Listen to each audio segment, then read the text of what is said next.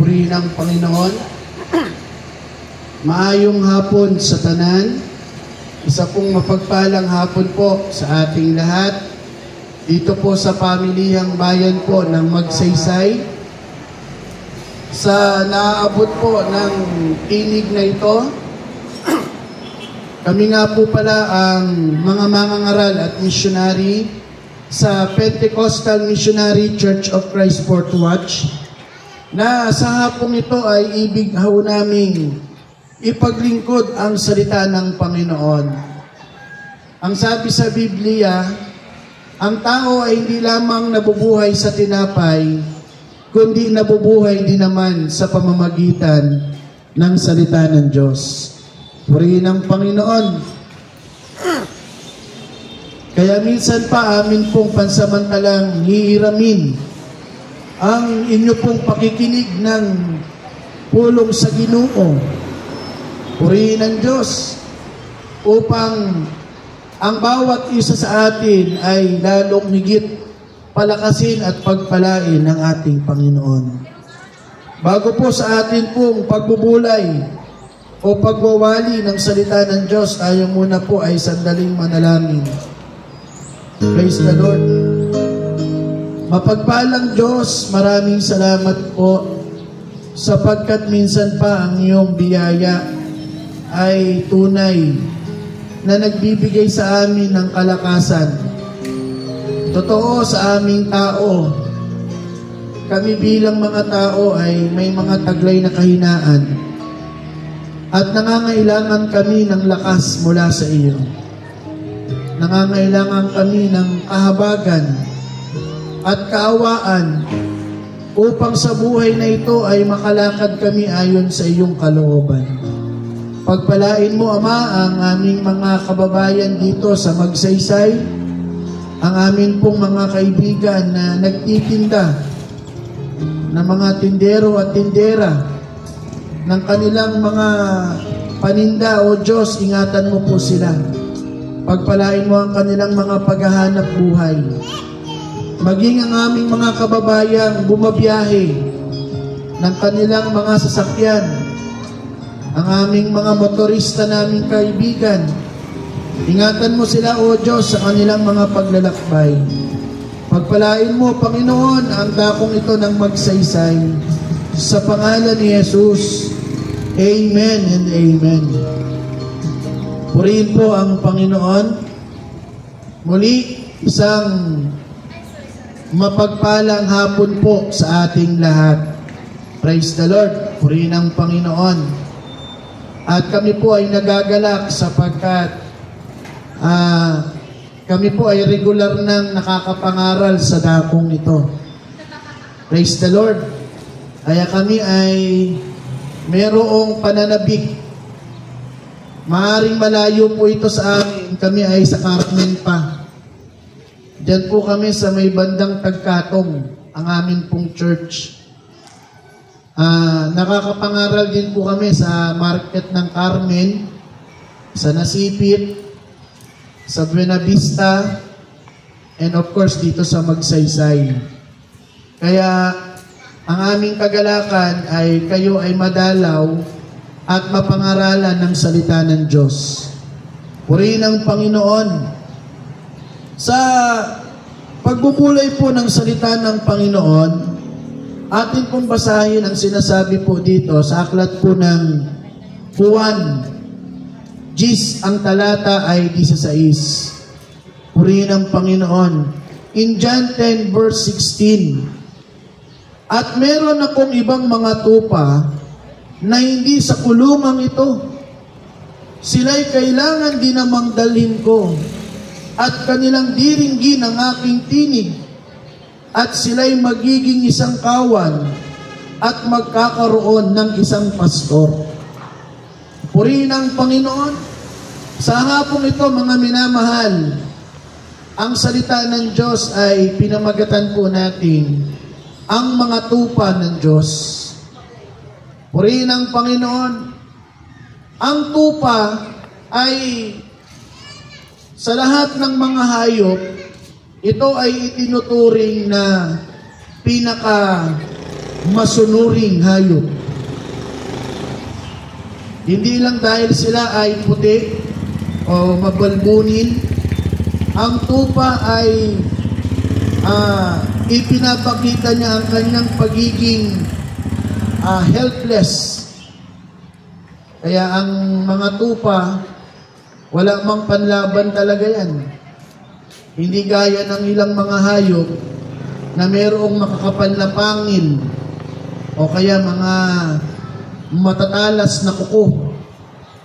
Ang tupa ay maamok, masunurin. Kaya ang mga lingkod ng Diyos ay inihahalimbawa sa tupa ng Diyos. Purihin ang Panginoon. Sa Biblia, ang tinutukoy na tupa dito sa aklat ng Ezekiel, 34, verse 31. Ang sabi dito, at kayong mga tupa ko, na mga tupa sa aking pastulan, ay mga tao, at ako'y inyong Diyos, sabi ng Panginoong Diyos. Kaya yung tupa pala ng Diyos, ito pala ay mga tao. Kaya hindi pala ito literal na tupa. Ito po yung mga tupa, yung mga lingkod ng Diyos, mga tao na naglilingkod sa Panginoon. Kaya sabi ng Panginoon, meron siyang tupa na wala sa aking mga kulungan. Kaya sila naman ay hahanapin ng Diyos upang sila ay magkaroon ng isang pastor. Ngayon, sino naman ang tinutukoy na pastor ng mga tupa? Sino naman ang tinutukoy na mga mabuting pastor ng mga tupa? Ang sabi dito sa aklat ng Awit, 23 ang talata ay 1. In Psalms 23 verse 1, my Lord is my shepherd, I shall not want. Sabi ng salita ng Diyos, ang Panginoon ay aking pastor, hindi ako mangangailangan. Praise the Lord! Kaya yung mabuting pastor ng mga tupa, dilit iba ang Diyos. Purihin ang Panginoon. Praise the Lord! Kaya ang mga tupa ng Diyos ay hinahanap ng Panginoon. Hinahanap ng Diyos ang mga tupa ng Panginoon. Ang sabi dito sa aklat ng Ezekiel 34 verse 11, sapagkat ganito ang sabi ng Panginoong Diyos, narito, ako sa makatwid bagay ako, sisiyasat ng aking mga tupa, at aking hahanapin sila. Bakit hahanapin ng Diyos ang kanyang mga tupa? Bakit tinahanap ng Diyos ang kanyang mga tupa? Ang sabi po dito sa aklat ng Mateo 9, ang talatay 36. In Matthew 9 verse 36, datapat nang makita niya ang karamihan ay nahabag siya sa kanila, sapagkat pawang nangahapis at nangangalat na gaya ng tupa na walang pastor. Bakit hahanapin ng Diyos ang kanyang mga tupa? Sapagkat sila ay nagsipangalat. Ang sabi ng Biblia, ang mga tupa ng Diyos ay nagsipangalat. Ngayon, nahahabag ang Panginoon sa kanila na para silang mga tupang ligaw na walang pastor. Alam nyo, yung isang bata, kapag kayan ay naliligaw, nakakaawa yan. Lalo na kapag kayong lugar ay hindi niya alam. Kapag ang isang tupa ay naiwan ng kanyang mga kasamahan, naligaw ang tupa, kahabag-habag yan. Ganun pa man ang Diyos, hinahanap niya ang kanyang mga tupa. Hinahanap ng Panginoon ang kanyang mga tupa. At mahalaga sa Diyos ang kanyang mga tupa. Kaya nga sabi dito sa aklat ng Mateo 18 ang talatay 12. Matthew 18 verse 12. Ano ang akala ninyo kung ang isang tao ay may 100 tupa at maligaw ang isa nga yaon? Hindi baga iiwan niya ang 99 at pasa sa kabundukan at hahanapin ang naligaw? Ang sabi ng banal na kasulatan, kung ang pastor ay mayroong 100 tupa at yung isa ay naligaw, nawala, ang sabi niya, iiwan niya yung 99 na tupa at hahanapin niya ang isang tupa. Pagmasdan nyo, mga minamahal, kung gaano kabuti ang Diyos. Nasa kabila na ang mga tupa ng Diyos ay naligaw, hinahanap tayo ng Panginoon. Hinahanap tayo ng Diyos. Purihin ang Panginoon. Ganun tayo kahalaga sa Panginoon. Yamang tayo ay gaya ng mga tupa na naligaw, pero ibig ng Diyos na tayo ay makapanumbalik sa Kanya. Kaya kahabag-habag ang mga tupa na walang pastor. Sabi nga para silang mga tupang nagsipangalat na walang pastor. Ano ang maaaring maging itsura ng isang tupa kapag siya ay nag-iisa na lang? Napakahirap. Lalo na sa isang pastor na nag-aalaga sa kanya. Hindi man makatulog ang pastor hanggat hindi niya makita yung isang tupang naligaw. Ganon ang damdamin ng Diyos sa mga tupang kanyang hinahanap. Purihin ang Panginoon. Bakit? Sapagkat ganon tayo kamahal ng Diyos. Mahalaga sa Diyos ang ating mga tinig. Mahalaga sa Panginoon na tayo ay kanyang maipanumbalik. Ang sabi nga po dito sa aklat ng Juan 10 ang talata ay 3. Binubuksan siya ng bantay pinto at dinirinig ng mga tupa ang kanyang tinig at tinatawag ang kanyang sariling mga tupa sa pangalan at sila'y inihahatid sa labas. Kaya yung bawat mga tupa ng Diyos may mga pangalan. Sabi ng salita ng Panginoon, ang mga tupa ng Diyos tinatawag sa kanilang mga pangalan. Tayo kapag tayo nag-aalaga ng aso, of course nilalagyan natin ng pangalan. Hindi lang natin alam kung sa mga nag-aalaga ng manok, kung may pangalan pa. Pero ang paglalagay ng isang pangalan sa isang alaga ay pagpapakita ng pagmamalasakit at pagmamahal. Kaya ang mga tupa ng Diyos tinatawag sa kanyang pangalan. Sa makatwid, mga minamahal, kilala tayo ng Panginoon. Kilala tayo ng Diyos. Maaring walang pakialam ang iba sa atin, pero kilala tayo ng Panginoon. At tinatawag tayo sa ating pangalan. Purihin ang Panginoon. Ang sabi ng salita ng Panginoon, sa Juan 10 ang talatay 11 hanggang 12, ako ang mabuting pastor. Ibinibigay ng mabuting pastor ang kanyang buhay dahil sa mga tupa. Ang mga nagpapaupa at hindi ang pastor na hindi may-ari ng mga tupa ay nakikitang dumarating ang lobo at pinababayaan ng mga tupa at tumatakas at inaagaw sila sa lobo at nagsisipangalan. Ano daw ang katangian ng mabuting pastor? ibinibigay ang kanyang buhay para sa mga tupa. Purihin ang Panginoon.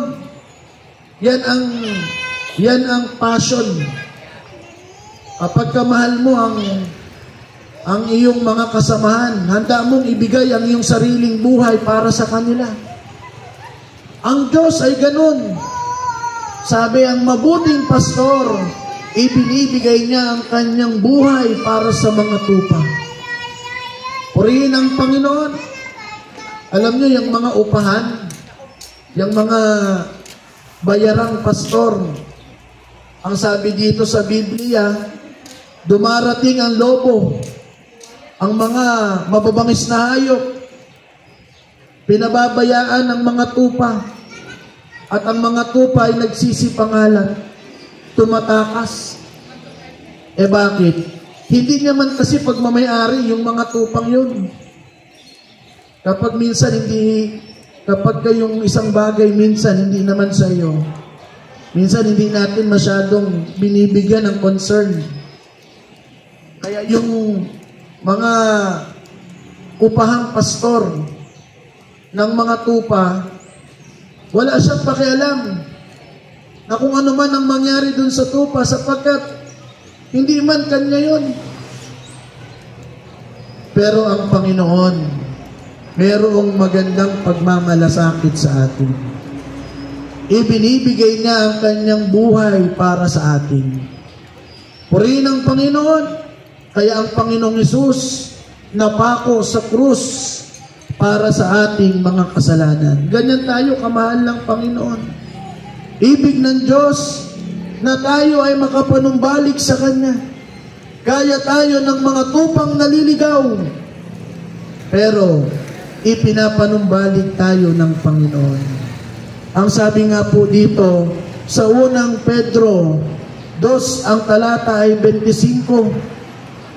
1 Peter 2 verse 25, sapagkat kayo gaya ng mga tupang nangaliligaw, datapat ngayon ay nangabalik kayo sa pastor at obispo ng inyong mga kaluluwa.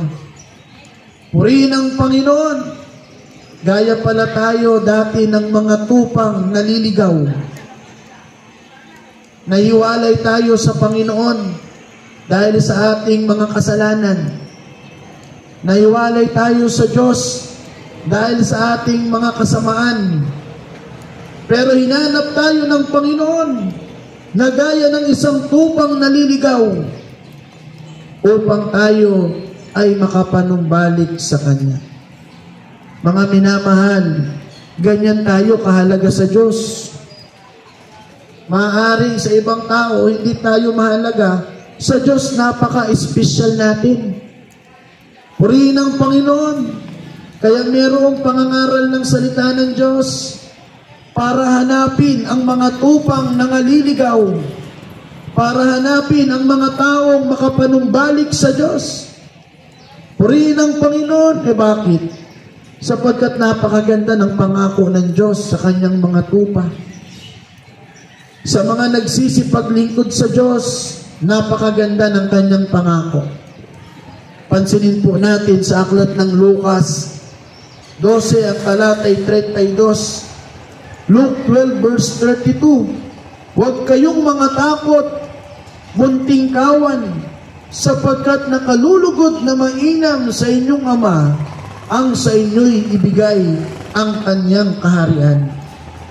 Purihin ang Panginoon. Ano ang pangako ng Panginoon? Ibigay sa atin ang kaharian ng Diyos.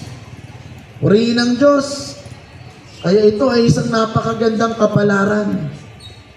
Yamang tayo ay minsang naligaw, isang malaking kapalaran na tayo ay nakapanumbalik sa pastor ng ating buhay.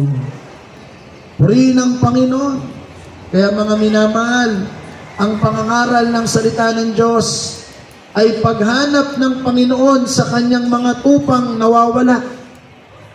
Ang pangangaral ng salita ng Diyos ay paghanap ng Panginoon sa Kanyang mga tupa. Sino yung tupa na tinutukoy sa Biblia? Tayo po, mga minamahal. tayong mga tao na naghahangad na makapanumbalik sa Panginoon. Purihin ang Panginoon.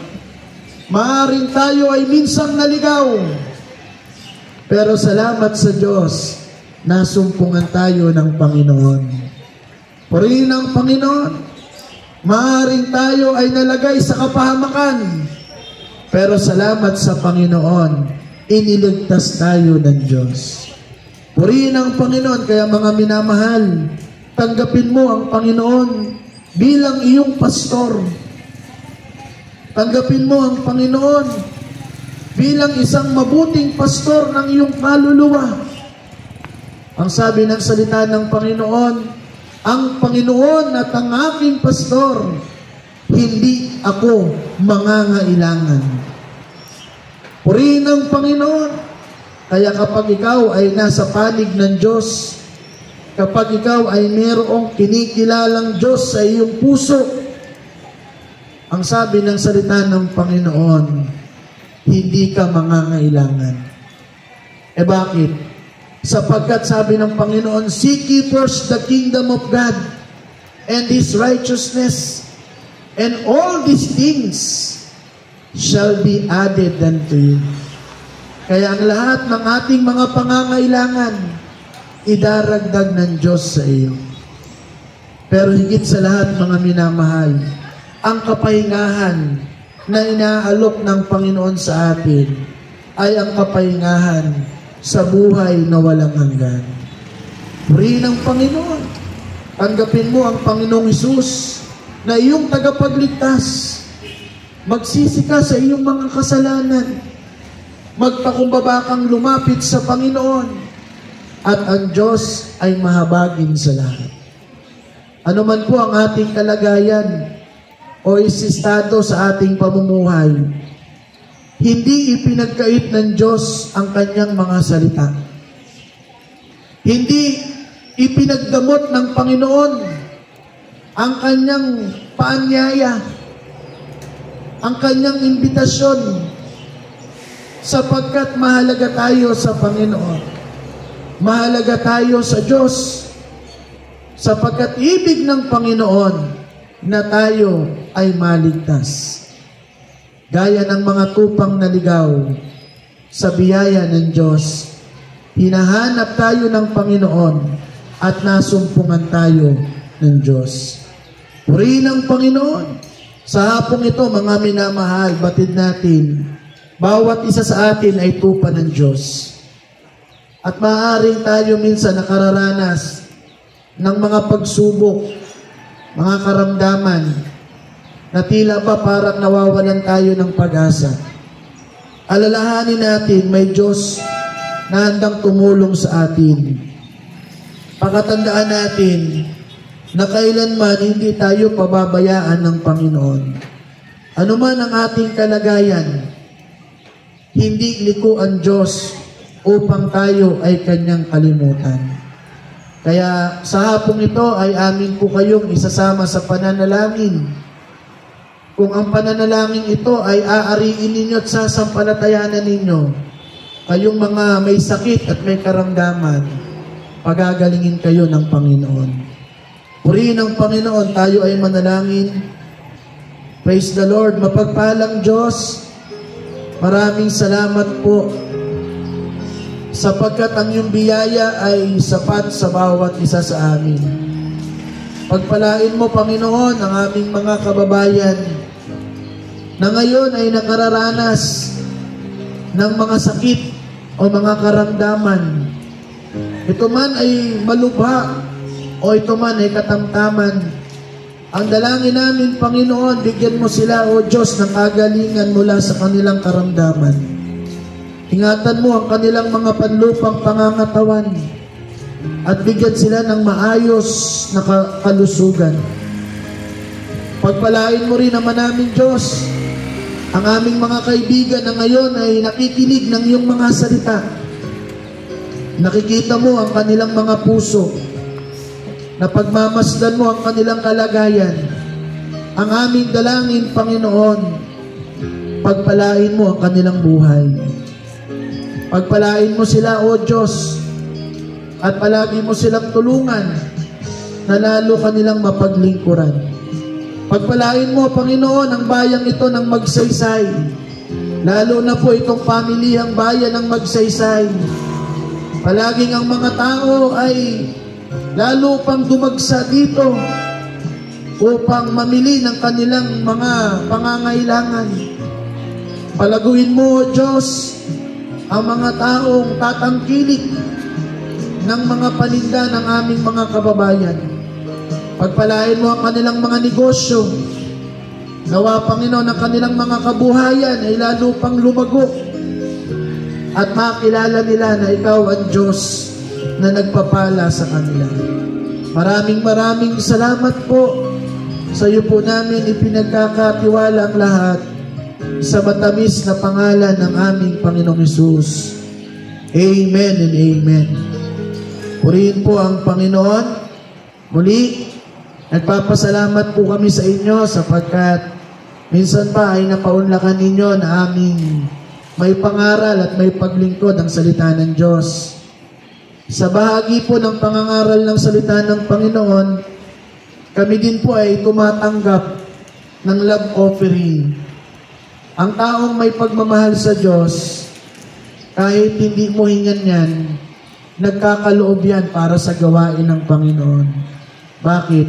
Sapagkat ibig nila na sa maliit o sa malaking bahagi, magkaroon sila ng bahagi sa gawain ng Panginoon. Ang sabi nga lang ng Panginoon, magbigay ka ayon sa ipinasya ng iyong puso. Huwag mabigat dahil sa kailangan, sapagkat iniibig ng Diyos ang nagbibigay ng masaya. Ang sikreto pala ng pagpapala ay nasa pamamagitan ng generous giving. Purihin ang Panginoon. Kaya yung mga taong mapagbigay sa gawain ng Panginoon, sila ang mas lalong pinagpapala ng Diyos. Kaya sabi sa Biblia, ang nagbibigay ay binibigyan din naman ng Panginoon. Siksik, liglig, at umaapaw ang ipagkakaloob din ng Diyos. Kaya sa aming mga kababayan, aming mga kaibigang nagbigay sa gawain ng Panginoon, pagpalain po kayo ng Panginoon at kayo po ay palagi naming isinasama sa aming mga panalangin. Amin po kayong inaanyayahang manood ng aming programa sa telebisyon, Ang Oras ng Katotohanan, sa Channel 37, sa Live TV. Pwede nyo rin pong i-search sa YouTube at Facebook. I-type nyo lang po Oras ng Katotohanan at inyo pong matutunghayan ang aming pong programang inihanda para sa Panginoon. Muli, isang magandang hapon po sa inyo lahat at pagpalain po kayo ng Panginoon. God bless po sa inyo lahat.